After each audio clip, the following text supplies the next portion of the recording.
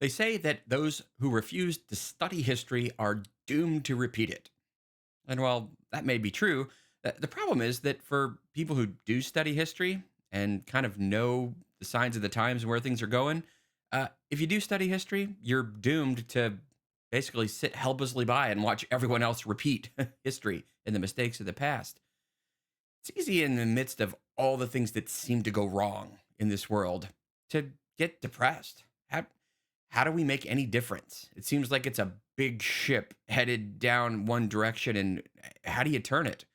Well, of course, the answer is well, not easily, but the also answer is well, a little bit at a time.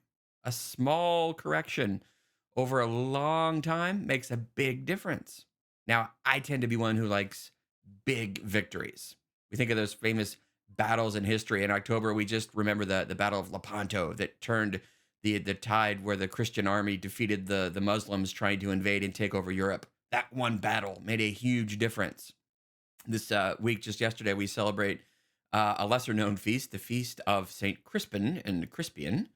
Not really known for the saints themselves, but especially known today, anyway, for the famous scene from Shakespeare's Henry V, in which Henry V gives a famous Band of Brothers speech on the vigil of the Feast of Crispian. And I like that big battle too. It's great to see a big victory.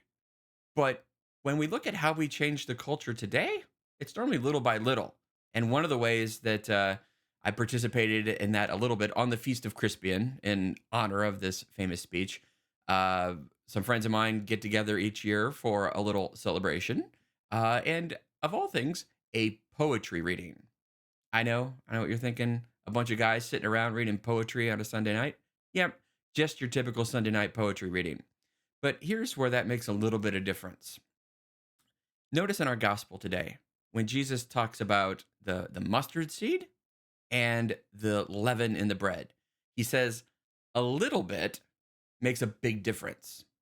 Kind of what I'm talking about. Like, you want to change the world? Make a little difference. Mustard seed, little seed grows into a big flowering shrub, apparently. Leaven in bread, teeny tiny little bit of yeast, leavens the whole dough. You want to change the world? Little. And that's where this poetry reading came in the other night. Not only does it just, I suppose, make a big difference in the world that a bunch of pretty serious dudes get together and instead of watching Sunday night football, we were doing Sunday night poetry in honor of Shakespeare and Henry V and the integrated humanities program at the University of Kansas back in the day. Everyone was supposed to bring a poem, and better if you memorized your poem. And I thought of a poem of Walt Whitman that a lot of people would only know, perhaps because of the movie with Robin Williams, Dead Poets Society. He famously, like we were doing on Sunday night with these old guys, he got his students together and taught them poetry and beauty and music and astronomy, a lot of what John Senior did at the Integrated Humanities program at KU. Well, the reason this poem of Whitman came to mind was because Robin Williams used the last line of this poem to kind of encourage his students about the mark that they would leave on the world. Most people are familiar with the famous "O Captain, My Captain" poem by Whitman that Williams recites standing on his desk. But the one that I chose for Sunday night, the one I offer you today, it's called "O Me, O Life," and the last lines of this poem is the most important.